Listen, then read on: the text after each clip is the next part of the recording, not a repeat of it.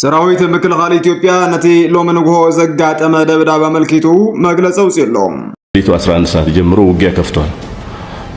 ውጊያው ቦታዎቹ በቆቦ ግራና ቀኝ ሆኖ ለጊዜው ውጊያ የተከፈተባቸው ቦታዎች በቆቦ ግራና ቀኝ በዞብል ተራራ የሚባል ቦታ አለ። ወትወት የምትባል ልዩ ቦታ አለች ከሷ ፊት ለፊት እንዲሁም በቢሶበር በአፋር መስመር ፊት ለፊት ማጥቃት ጀምሯል። ኣብቲ መግለጺው እትውግ ብ4 አንፈት ዝተጀመረ እንትኸውን ጀማሪው ድማ በወገን ሰራዊት ትግራይ ምዃኑ ከሲሱ ዳግም ሶስተኛ ስህተት እየፈጸመ ነው ወያኔ መልሶ ዓላማውና ፍላጎቱን የሚያሳካበት ወቅትም አይደለም አይችልምም።